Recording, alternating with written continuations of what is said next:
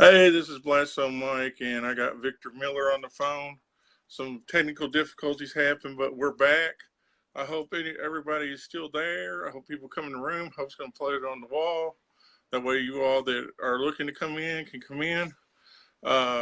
So if you're not here and you don't get to hear this, you can watch it after. It'll be on Facebook and it'll be on my YouTube. So we'll just get into it. Hey, Victor, what's going on, man? Well, I'm recovering from a cold and doing the best I can and getting ready to see what happens this year with the new movie, Rock, Paper, Dead. So. Rock, Paper, Dead. Yeah, you got that going on, don't you? Yes, sir. You wrote that, right? I wrote it with a friend of mine named Carrie Fleming, and it was made this summer and directed by Tom Holland, who everybody knows in the horror world anyway. And so it was the three of us were, well, Carrie and I did the screenplay, and then we got put together with Tom, and it was just magic. And you got Ari Lehman in it, right? We do. We have Ari Lehman, and he plays a wicked, what do you call it? Nurse, not nurse, but keeper at an insane asylum, and he gets well, I won't give the secrets away, but Ari gets paid back, and it's all good. So let's go back before that, okay? Let's go back a little ways, okay? So before you done Friday the 13th, which we'll get to, what were you doing? What was I doing? I was trying to support a wife and two kids is what I was doing. I was teaching theater games at the Shakespeare Theater. I was writing paperback novels. I'd done a couple of screenplays. One had gotten made called The Black Pearl, which came and went very quickly in the early 70s. And what else was I doing? Anything I could do to survive, But I wrote, oh Lord, I wrote 9 Kojak novels, novelizations based on the screenplays for Kojak. Well, and, all kinds of things. All of this kind of stuff is available on my website, victormiller.com. So you can buy those novels still? I hope not unless they're, at some flea market, because they're out of print long ago. They're all paperbacks. Have you thought about repressing them? Not a bit. I mean, the Kojak novelizations didn't do all that well for, I guess it was Dell paperbacks. I think it was. At any rate, but they kept us afloat for a little while. In fact, my wife was a legal secretary, and so she brought in a paycheck when I didn't, and so that was all to the good. But I was learning my craft and doing this stuff and taking courses in New York and how to write screenplay or how to write theater plays, and I was doing that. So I was just trying to get to be a professional writer, come whatever. And it all seemed to work out, but it took a long time. I mean, I did not make any serious money at all as a writer until I was 40 years old. So at this point, for everybody that don't know, Victor Miller, the person I'm speaking to right now, he created Jason Voorhees. He created Friday the 13th. That's what we're going to start talking about now. How did things come about for you to get involved with this iconic movie now? Well, it was pretty simple. I had met during the editing of The Black Pearl, the movie that I mentioned earlier, in the early 70s. I ran into Sean Cunningham, who was visiting the production office that I was working in, and at the end of the day, he was visiting these guys who were producers, and then at the end of the day, we shared a cab back to Grand Central Station, and it turned out we were both going out on the same train, so we got talking and just, spitballing stuff around, and eventually we became very good friends, and we made, that we tried tried all kinds of different concepts for films and whatnot. Some were good, some were not so good. And eventually, Sean got some money. He called me up and said, Bad News Bears is making a lot of money, so let's try to do a rip-off of Bad News Bears. So I did a thing called Here Come the Tigers. I did that under the name of Arch McCoy, to try to save whatever reputation I didn't have. And then that didn't do all that well. And then we came up, Steve Miner, who ended up producing Friday the 13th all over the place, came up with an idea, and we called that was Manny's Orphans. And there was about a spunky little soccer team. This is at a time when everybody thought that, or people were being told that America needed really good family films. So we did two really nice family films. Didn't make any money. And then subsequent to that, in 1979, like early spring 1979, Sean called and said, Halloween's making a lot of money, let's rip it off. So I went and studied Halloween. I saw the movie. And because it was so well structured, it was very easy to figure out how to do. And so I figured out how to, do the beats and that. And wrote a treatment and a screenplay, and then Sean got the money for it, and they started shooting. Let's see, I finished the screenplay somewhere, I don't know, it was, gosh, 30-something years ago. Yeah. But I finished the screenplay, and they started shooting in August, September in Blastzone, New Jersey. And it got edited over that winter, and it opened in May of 1980. Now, did you have any other part in the movie helping other than just writing it and doing that and creating it? Were you on the set, anything like that? I only visited the set once. I came out and I was there for the day that they stuck the hunting arrow through Kevin Bacon's throat, neck, whatever. And so I was there for that. But no, I couldn't afford to be on the set because I didn't make that much money for the movie. But I couldn't just sit around, and I wasn't going to be paid to come and be on the set. So to this day, you still don't get paid for the Friday the 13th at all? No, I get a certain percentage of the showings on television, etc., and I get a fee every time they make a new one and stuff like that. But I don't really share in the profits that well. So all the Friday the 13th that came out, you actually get paid for them, even though you have nothing to do with them at all, really. I get paid for them. It's almost like a courtesy fee. It's enough for me and my wife to go out and have dinner with. But it's nothing big, and that's written into the Writers Guild contract that basically, because without the initial Friday the 13th, you wouldn't have any sequel. Wow. Okay. They have to take that in consideration, is that I started the whole fantasy. So basically, you made Friday the 13th just to be one movie, and that's it. I did, and then when I said, why aren't you hiring me for the second? They said, because you'd be too expensive. Because the sequels are supposed to be cheaper than the originals, and by that time, now I was supposedly a name writer. So it's all lost in the pages of history, and there are many stories in the Naked City. What as far as, let's just go back to Friday the 13th for a minute, the original movie. Now, when you wrote it and it was envisioned on the movie screen, was it exactly what you envisioned for the movie?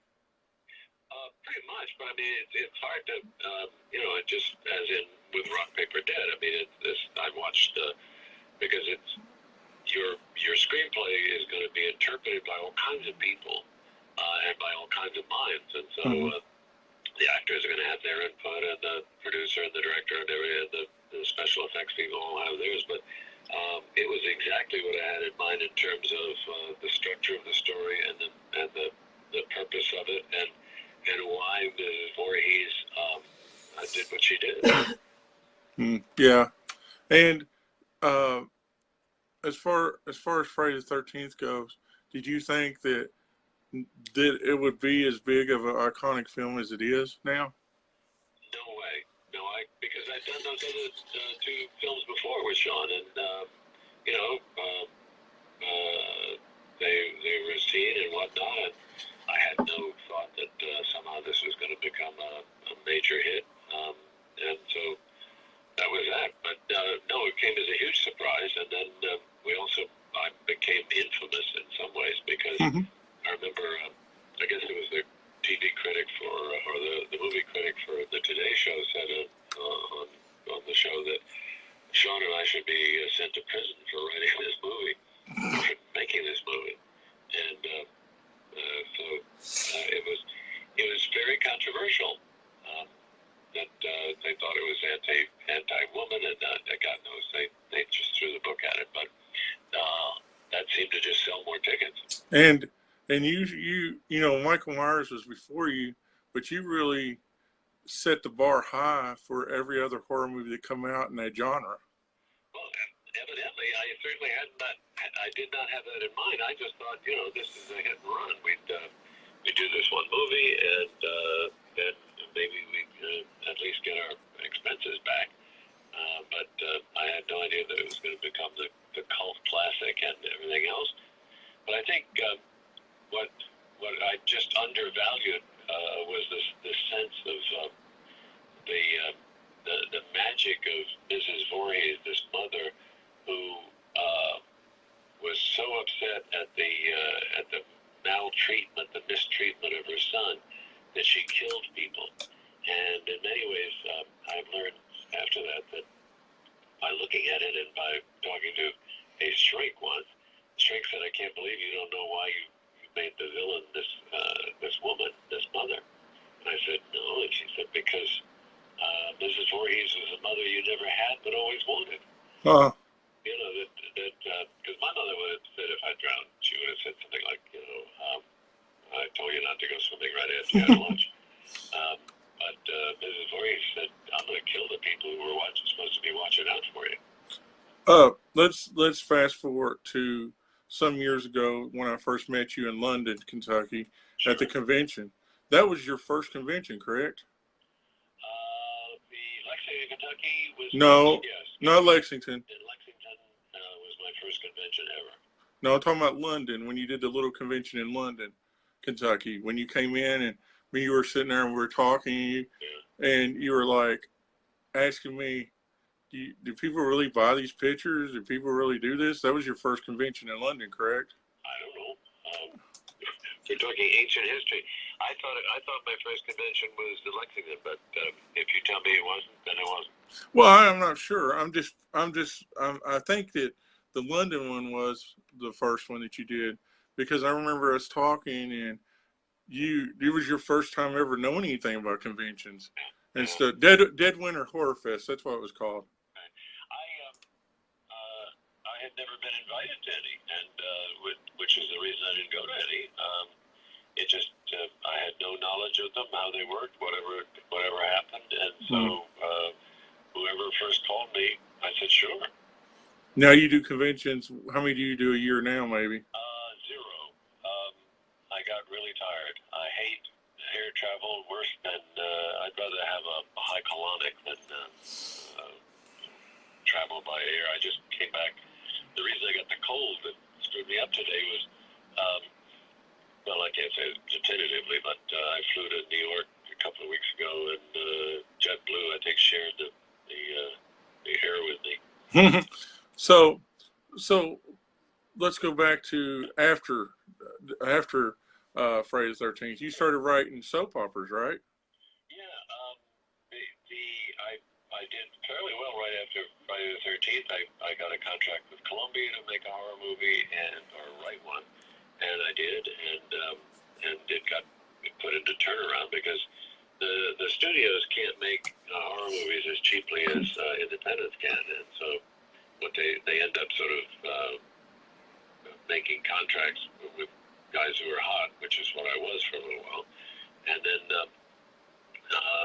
not actually being able to afford to make the film, because studios have to amortize all the costs of having the studio, the real estate, the people, the parking attendants, the garages, everything. So anyway, did a couple of films, got paid nicely, and then there was kind of a recession in Hollywood in the early 80s, and so somebody called me and said, do you want to write soap opera? And I said, I don't know, I've never seen one. So I went and met the people at ABC and got hired. 25 years later, I was a veteran soap opera writer and had written for, all three networks and almost all of the movies, all of the soaps. What was your favorite soap opera to do? All My Children. All My Children was the most fun because it had the most fun in it. It was quirky. It was kind of weird. Sometimes it was comical.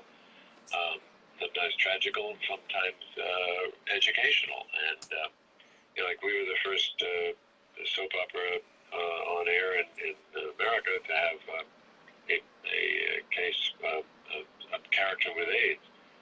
The network wouldn't let us make it a male for reasons that only the network knows. But so we had a female.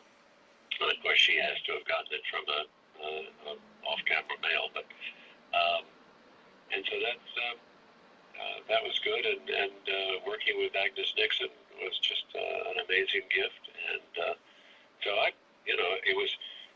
I think the reason I stayed in it was that I really enjoyed writing. We'd sit around a table, 5 or 6 of us, and just spin stories together and write them down, and then figure out how to make those into months and weeks and years of drama. And it turns out that I really like writing in a group much more than writing by myself because I get really lonely sitting around, and also I'm very likely, if you leave me alone, to write something and just put it down because that's all I can think of. Whereas when I'm writing, co-writing, I'll say something, then my partner will say, I don't know, how about this? And I'll say, oh, yeah, well, kind of. What if we smash them together? And then and then a fourth thing happens. And it's just much more fun, and the stuff is better. So I wrote a screenplay with my 2 sons. I wrote one with 2 other guys that I met at the Big Bear Lake Horror Film Festival. Then I met Kerry Fleming through a friend of ours, and he and I wrote a couple of screenplays, and the last one was Rock, Paper, Dead. When you did the soap operas now, are you known for any key things that happened during those soap operas that people might remember, or are you? If you want one of the key things, the thing that I am proudest of, I made Erica Kane's daughter Bianca gay, and that was one thing. And the other one was, I think it was Guiding Light. I don't know. I think it was Another World. Anyway, one of the Procter & Gamble shows, and I sold them on a story where a woman slept with 2 different guys one night, and I read about this in the New York Times. It's quite possible. And she conceived twice. So because I had written so many of those scenes, where you build her a Friday tag and they're doing a DNA test to see who the father is, and the guy comes out and says, I have your results, and then you have to wait till Monday, and the guy says, it's Bob. Yeah. And so what I did, I said, I want this scene, and we're going to have it on Monday, and the guy's going to come out and say, it's Bob and Charlie. And so that from then on, you would have this, like a Three's Company, only soap opera style, with these 2 guys wanting to help raise their son, so there's the 3 of them living together. Well, I sold it. I got it done, at least the initial part, and then they fired me and the team that I was with, and then I found out that they wrote backwards and undid it. And they said it was somebody in the medical lab that phonied it up or something. But that's the one would have made me infamous in soap opera, but they screwed it up. Wow, that's a cool story. Fun stuff. Now, you know, with the state of soap operas today, what do you think about it?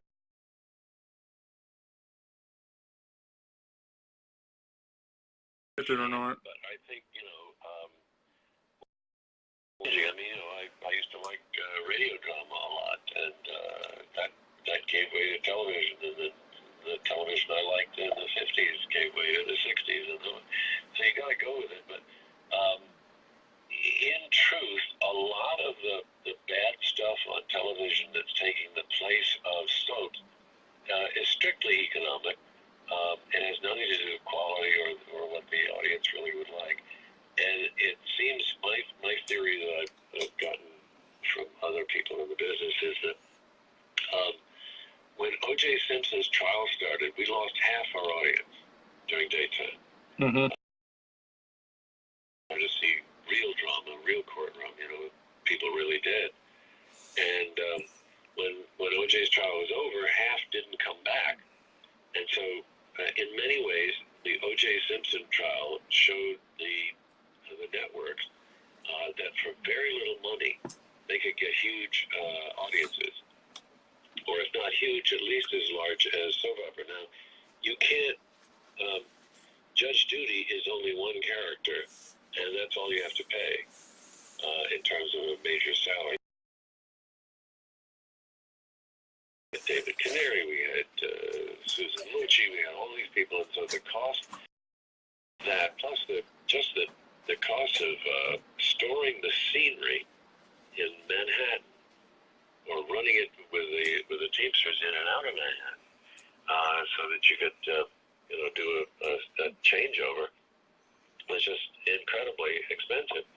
So the network said we can get increased ad revenue with the lower budgets, and just with this crap, the reality TV. So we've got Dr. Phil, and Dr. Phil has got huge numbers, and Oprah had huge numbers, and all these people, and Judge Judy, of course, does. So I mean, so that's where soap went, and also a lot of the things changed. When I was writing for them, you had kids coming home, and they were either latchkey kids or they were being babysat by their grandmothers, and they'd come home and they'd be watching Another World with their granny, and that was a whole different America. I remember Another World. I liked Another World. Sure. That's who, I think, isn't that the one that had Cruz on it or something? Cruz? Yeah, wasn't that his name, one of the main guys? I know what you mean. Yeah, I think so. I have totally forgotten. Yeah. I knew actors, I guess, vaguely, but as I pointed out today, my memory is not too good. Yeah, and a lot of those guys went on to be on Days of Our Lives. Yeah, Days has still got an audience. It's not a cheap show to do, but they're hanging in. And you got to give them credit. That the Bill Bell type shows, the Young and Restless and Bold and Beautiful or whatever they are. And, I never did understand the popularity of Young and Restless, but that's just me. Yeah. Hey, Jamal. Good to see you. What is the YouTube that you just put up? It'd be nice if you let me know what that is. Yeah, and Susan Lucci finally won a Daytime Emmy, huh? Sure did. And unfortunately, after she won it, the ratings for the Daytime Emmys went in the toilet. That was the only drama in Daytime Emmys was, is Susan Lucci going to be embarrassed one more time? Yeah. And so it was a mixed blessing, and it was nice that she got it. She certainly deserved it for being the star she was. Mm-hmm.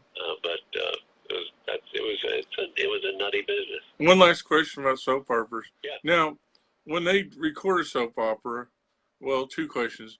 They do, most soap operas are 6 months in advance, correct? Not really, no. Let's see. I mean, we would have to have storylines 6 months and a year in advance, knowing where we were going to be, let's say, for January sweeps or whatever, that was December sweeps, November sweeps. Anyway, but they were, at the most, we were about a week or two ahead. Oh, really? Yeah, no, I used to call it dancing in the Cuisinart, because we never got, unless there was a tragedy where we got preempted, like the Challenger being blown up or whatever it was, stuff like that. Otherwise, we had to crank out 5 hours or 5 episodes a week, 52 weeks a year. And for us to take a vacation, like for Christmas and stuff like that, we'd have to do 6 a week for occasionally, just to put some in the bank. Oh. And yeah, no, it was like a month in advance. We'd get this stuff in, and then because we get the outlines in, and then the outlines got approved by the network, and with editing and changes and stuff, and then that had to go out to the props and set people, and I mean, it's. And were you ever on the set during any of this stuff? I would go occasionally, but especially in daytime television, writers and actors are. You'd think we were natural bonding together, but actors and writers don't get along all that well, because what invariably happens is you'll get. I mean, I used to write audition scenes for people auditioning for these roles that we knew were coming up, and I'd go to the auditions, and people would say, let's say they're auditioning for a character named Blanche or something, and they'd say, oh, I love it. These actors would come and say, oh, I love Blanche. I just can't. I hope I get the role, and it's wonderful. And so somebody gets finally chosen by the network and whatnot, by who Blanche is going to be, and then 3 weeks into whoever the actress is playing Blanche, she's on the set saying, "My character would never say this." And so, wait a minute, we've invented your character, and now you're telling me what she'd say and what she wouldn't say. So actors have to own what they do, and that's a problem, because the writer's saying, well, no, I'm owning it too. And so that's why we have directors and producers. And do you have a funny story about those days with any of the actors or actresses that you could tell us? I mean, no, that was a funny story. I mean, I had early on at One Life to Live, I had an actress come up and say, my character wouldn't say any of this. Please change these lines. And I was new, so I didn't know what the rules were. So I said, all right. I wrote her a couple of new scenes. She went off and played them. And later the producer came in and said, what did you just do? And I said, well, she asked me to rewrite the scene, so I did. Mm-hmm. He said she was taking advantage of you because you were new, and she knew that was forbidden. Oh. So it was that kind of stuff. The actors, By the time you decided to retire from it, I bet they knew not to mess with you, right? No, they didn't. They never learned. And neither do writers. I mean, writers are all neurotic, and actors are all crazy. What can I tell you? I wouldn't marry an actor, and I wouldn't marry a writer if I were ready to do this again. My wife has put up with me for 55 years. So. Yeah, and of course you got a good thing going because you go to Italy all the time, right? Well, not all the time, a couple of times, and but lately, I mean, my retirement has been blown right in the middle with the success of Rock Paper Dead, in terms of getting money and then getting made, and now we're about to put it out to sell to distribution and whatnot, and so we're doing all kinds of publicity and things like that. So I don't have any time to do anything. Jamal, the guy that's on live with us, he's writing stuff right now. Yeah. He's been writing. He said, great guest, by the way. He said, lots of politics and production. Jamal was on a show called Ghost Mine at one time. And he said, tell you hi, by the way. Oh, hi. He's one of the listeners, or they're watching the video and listening. And he was on Ghost Mine, which I need to get with him and see if he'll want to come on and talk about it, because a lot of people want Ghost Mine to come back, and there's a bunch of politics with that. So we won't get in that tonight. But also, my friend Dennis Smith said, tell you hi. Hello, Dennis. In Evansville. Dennis, hi. You know Dennis in Evansville, correct? Absolutely. Me and him have been best friends for about 10 years, and I was just on. Dennis watched me smoke a cigar on the roof of that casino. Yeah, that's it. That's it. You all ate dinner together and all that. Yeah.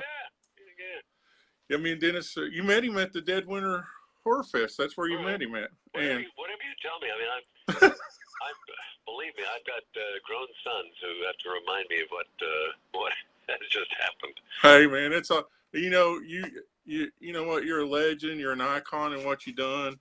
And, if you forget a little bit of shit, hey, that's just the way it goes, right? I only forget the stuff I don't need. Yeah. That's not every day that, somebody can sit and talk to somebody who created such an iconic, film like, Friday the 13th, and they're remaking it again, actually.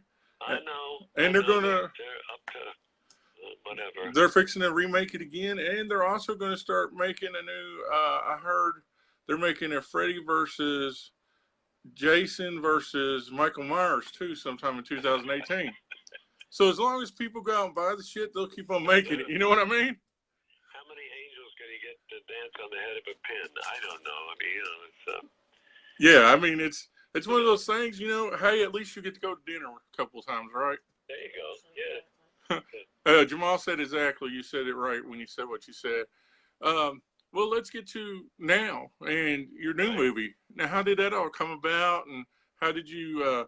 Are you doing it all yourself, or you self-financing it? I mean, what's going on with it? No, I do not have and never have had $2 million to put on for the making of this movie. Okay. So we have a backer, and then we got cast, we got producer, we got line producers, we got the whole thing wrapped up, and that was after taking it around and trying a lot of different venues, and everything just finally came together.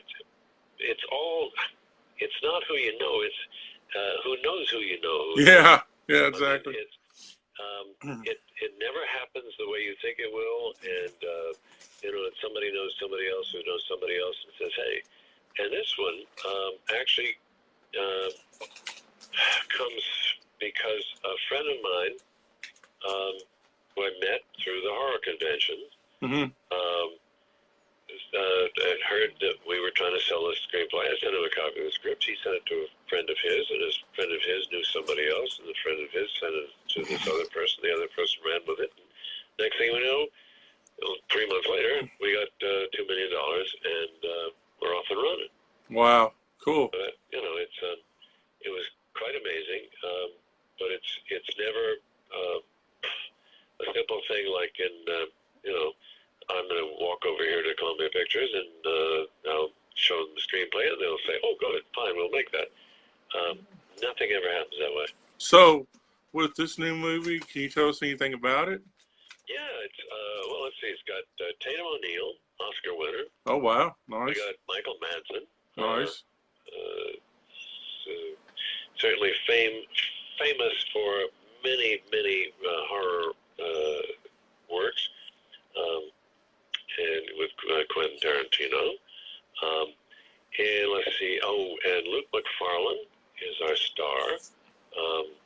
I just saw him pop up in Mercy Street, which is something I watch on television. He was just popping up in the background of the last episode, which means that he's going to be brought into the foreground. Cool. It looked like they were warming him up.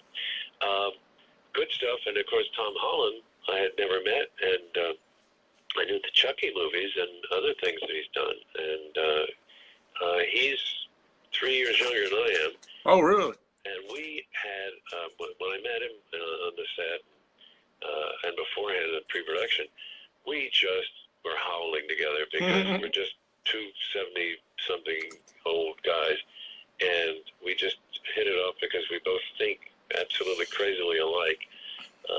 And it was wonderful working with him, and his insights in producing the movie and directing the movie were just absolutely flawless. So it's been wonderful, and the same is true for so many of the people working on it. And I am so thrilled to say that I kept just saying, well, we are going to use Harry Manfredini. I don't care what anybody says. And of course, they said, well, we'd love to get Harry Manfredini. And I said, well, I know Harry Manfredini. And so we got him, and he's done the music for it, and it's absolutely incredible. So is it done now? Yeah, it's all finally getting, every last thing. I am not a mechanic, so I don't know anything about all of the mechanics that go into this thing. But I do know that we are in probably a very good place with the final cut, with all of the music and the special effects and all that. Do you think it'll go to the theater, or do you think it'll go straight to DVD?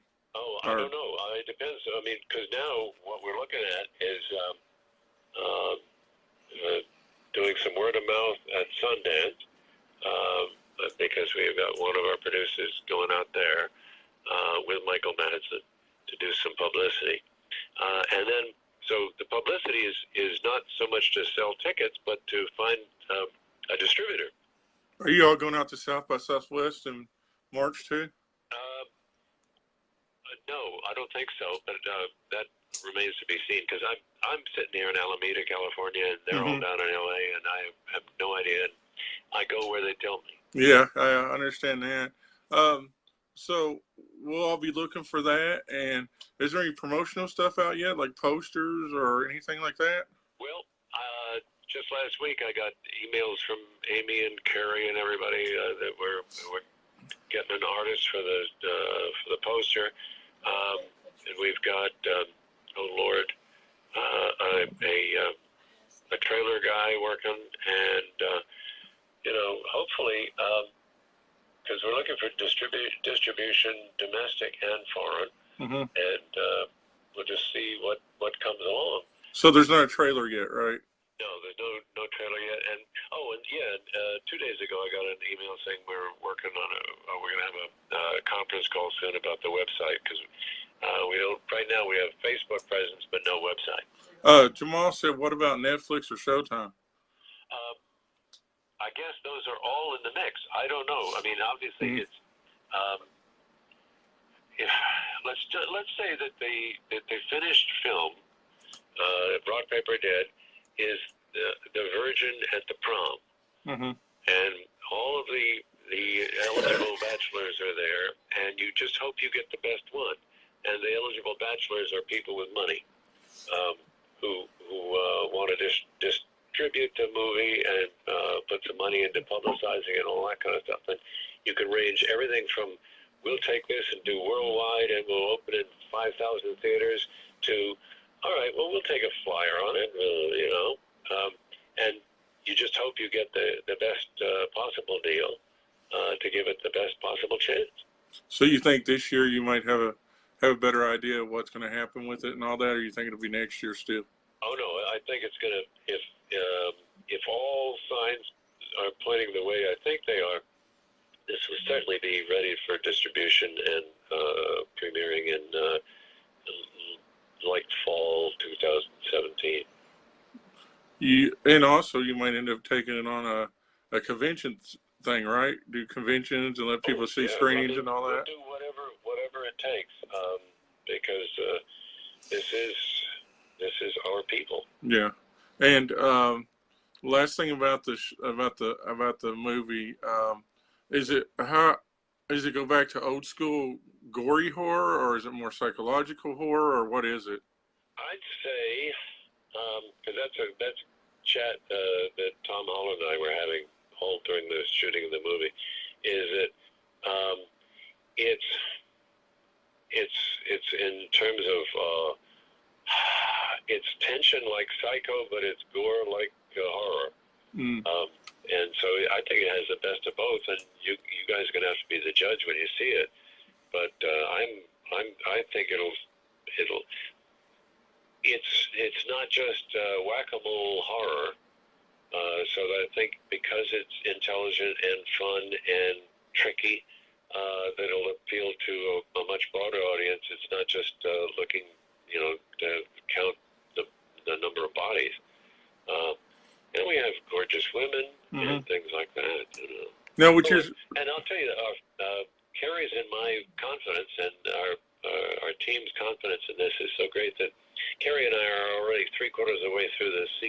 Oh, really? Cool. Yeah. So Victor, yeah. You being from the older generation and stuff, yes, sir. What do you normally watch on TV? Are you excited about Bates Motel coming back? Do you watch The Walking Dead?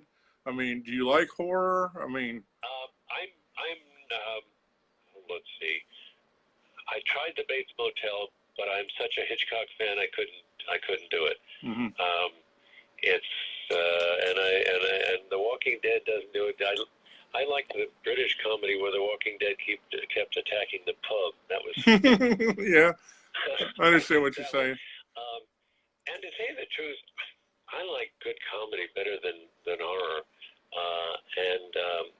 I've written a comedy with a friend of mine, and I hope we're going to sell that. But and if that happens, I will hook you in, because that one is going to be a $20 to $40 million movie. So you're more of a Three's Company kind of guy. No, not Three's Company. Oh God, no. No, I'm more like, oh Lord, Mel Brooks. Mel Brooks. Okay, cool. Yeah. No, Blazing Saddles. What my friend and I just wrote was we called it the comeback. It's Dr. Strangelove meets Duck Soup. Yeah, Blazing Saddles and stuff like that. Yes, Mel Brooks. Yeah. Blazing Saddles. You know, a lot of younger people don't know about those movies like Blazing Saddles. You know, they know Spaceballs because, you know, Star Wars is so big. Right. Which Spaceballs was a great movie too. But, you know, in this day and time, like, you know, movies cost so much money to make. But on the other end, you can take a guy who has $200 and he can put a movie together too, you know? Oh, absolutely, yeah. It's totally changed since, you know, back in the day where you had to have these big equipment and all that kind of stuff. Yep. You know, I've heard of people shooting a whole film on an iPhone, you know? Absolutely. And absolutely. It all works. It's amazing, you know? Yeah. It's amazing what people can do nowadays. And, you know, it doesn't matter if you have $100 million and you do a Star Wars movie, or you have $200 and you do a movie with your friends in the backyard. You know? It's just that your odds are a little higher if you got the 200 million. Of course. You got 100 million just for publicity. Yeah, of course. You know, but I mean, some people just do it for the love of doing it. You know. Yeah. You know, there's. I raised my children on Monty Python and the Coen Brothers. And I got 2 grown sons, and we can quote at least at family functions. Everybody's quoting John Goodman from Raising Arizona. Oh yeah, I love that movie. Oh, so you know that's who we are, and I've said in interviews before that if I'd had my druthers, I would rather have written Airplane than Friday the 13th. But the good Lord decided not to make me a Zucker brother, and so there I am. So if anybody wants to get a hold of you on your website, they can get autographs and all that kind of stuff. You gotcha. Yep. And also, don't forget that I'm a little behind these days because I'm working so hard on the sequel, but I also read people's screenplays for free and give them notes. Oh, nice. Yeah, and that's it'll take a little while, but I'm good with the notes. I don't tell anybody to quit writing. You'll never amount to anything. I be as helpful as I can, and some people I've said, my goodness, this is really good. You ought to submit this somewhere. Unfortunately, I don't have an agent or anybody to do that for. But my friend, we're looking at doing a movie, and we got a treatment for it, so we might send it to you where you can check it out. Love to. Sure, no problem. I'll give you input, and the only promise I can make is that I won't rip it off. Yeah. We'd be excited for you to look it over and see, you know, what it's like, because, you know, we ain't got a budget of nothing to do it, but we'll see what we can do, you know. Well, Carrie and I had a budget of nothing too when we started Rock Paper Dead, and that was the second one. Our first one, I've forgotten even the title, and then we did Rock Paper Dead, and that one caught fire. So I think it's gonna. So it's VictorMiller.com. Right. And you have VictorMiller.com, and then, but you know, if they would just want to get direct into my email. They can go through the website, which is fine, but It's my email address is vicmill1. That's VICMILL and the number 1 at Comcast.net. And you'll sign anything they send you? Do you like them to send stuff, or you rather just sign stuff and send it to them? I'll sign. If they'll contact me through my email, and then I'll give them the home address and whatnot, and they just have to have what do you call it? Self-addressed stamps, envelope, whatever. Okay, cool. So you sell pictures and stuff like that on your website, right? And videos and all that. I don't sell anything unless I'm at a convention. Oh, okay. So but if like it's usually if they send me something, like today I'm sending, tomorrow I'll be sending back in the mail. This guy sent me a Friday the 13th baseball hat, and and he sent, and along with the return envelope, and I autographed the bill, and they'll send it back to him. Great. Well, I hope that you decide you want to do some more conventions. Me too. I hope you want to come to Kentucky again. I'd like to take the train. I'd love to hang out with you again. I enjoyed my time with you when I met you, and I know Dennis would love to see you again because he talks about you all the time. So. Well, I'll bring some cigars. We'll go up to the roof. And people can send you cigars, and isn't there a certain kind of drink you like too? Not for the past 28 years, no. I thought there was something that you like to drink with your cigars. Oh, I don't remember what it was, but it's as long as it's non-alcoholic, it'll be fine. And they can send you all the cigars they want, right? Well, no, because I have very specific taste. They'll have to ask me, and I'll tell them. Yeah, if you want to send him a cigar or anything, you need to ask him. He's got specific stuff he likes, but we won't go into that right now. But anyway, Mr. Miller, it's been great talking to you. I appreciate you. It was a little late, but we got it done. And I, for one, a fan of Friday the 13th. Love what you've done, and you always go down in my book as an iconic person. And I wish you the best with the new movie. And Mike, I wish you all the best with your efforts on in the conventions and everywhere else. And I look forward to working with you again. Sounds great, Mr. Miller. Thanks, you have a great night. Okay. You too. Bye-bye. Bye. Well, there you go, guys. That was Victor Miller, iconic writer, person who created Friday the 13th. I'm so excited that he was able to finally get to catch up with him. Sorry that it was so late. I'm glad a bunch of you still came in and took the time to listen to what he had to say. This will be up on Facebook. It'll be on my YouTube channel later. It'll be on my website later. If there's any people that you all know you want me to interview on here, let me know. Thanks, Jamal. I think that's how you say your name, Jamal. I appreciate you saying that it was awesome and so great and a great job. This is what I live for. This is what I live for, is to be able to talk to people like Victor Miller, who, I met him one time and been able to, now we're friends, and, and what kind of guy look at what he said he'd do. You could send your treatment or your script to him.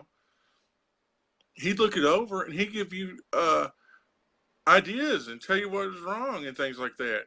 That's amazing, man, to have somebody with that kind of knowledge that wants to show and share with you his knowledge of, of movies and things that he's done. And then look, he's got Rock, Paper, Dead coming out. So, we have to keep up with that, you all, and find out more about Rock, Paper, Dead when it comes out. And, maybe we'll have Victor back on again and he can tell us about the movie, and maybe, we'll know if DVD, Blu-ray, all that. Like I said, I'm just so ecstatic about what I got going on with Blastzone Mike and my Facebook Lives. Jamal, get a hold of me on Facebook after we get done with this. Let's set up a date where we and you can sit down and talk. I know you got a lot of stuff to talk about with Ghost Mine and things that happen with that show. Let's do that. sometime next month. I've got some openings next month. Just let me know. And true, but I've had I missed an opportunity for so many. But true, but I've had bad mojo too. So be wary. I don't understand what you're talking about. You have to elaborate on that, man. I don't know what you're talking about there. Who else is in the room? Anybody got any questions? Any got suggestions? If you watch this video later on, just let me know. Just let me know. Matt Ellsbury is in the house. How do you see where these people are here? I'm sitting here talking to Jamal. I don't see nobody else. I see nobody else. My wife is locked up. There's still people coming in the room. I don't know. I don't know what. It's crazy. I hate Facebook because it don't show you exactly what's going on. Submitting scripts, Mike. Oh, okay. Okay, I see what you're saying. You had bad mojo. Okay, I got you. I got you, dude. I got you. So, we'll have Jamal on sometime beginning of next month, and hopefully we have a lot of people in here to talk to him. But this is just the start, This is just the start of what I have planned for you all. We had the Walking Dead guys, and we've had, band members, and we had the movie Atomic Zombies the other night. And now we have Victor Miller, and tomorrow we have Don Cobra from LA Cobra from South Africa, and the list goes on and on of people we're going to have. The coolest, now this is I'm excited about. Let me tell you about this, okay? I got to go to my thing here because I cannot remember what day it is. But let me tell you real quick. On Thursday, February 9th, will be Jeffrey Reddick. Jeffrey Reddick was the creator of Final Destination. He created it, just like Victor Miller created Friday the 13th. Jeffrey Reddick created Final Destination. He's going to be on. He's going to talk about Final Destination. He's from up the road from here, the next county over. He don't live here anymore. He lives in L.A., but we're going to be talking to him about all kinds of stuff. We also are going to have Jade from the band Shanghai on Saturday. Haynes Whitmore, the director of the new movie Crepus that has Bill Moseley in it. We'll have the fabulous Miss Wendy. She's a musician in L.A. Aaron Boyer, who was supposed to be on last week or this week earlier, he's going to be on the 1st. JP, who's always in the room, has a band called Reality and Stereo. He's going to be on the 2nd. Then we have Blastzone, Mike, and Pinky on that Friday. And then only other thing scheduled is the 7th of February will be with Andy Hott from Zero King. So it's getting late here. I'm going to sign out. Thank you all for holding out and watching. And I hope if you have anything you want to say, you put it on the Facebook or wherever you see this video. Much love to you all. I'll see you all tomorrow.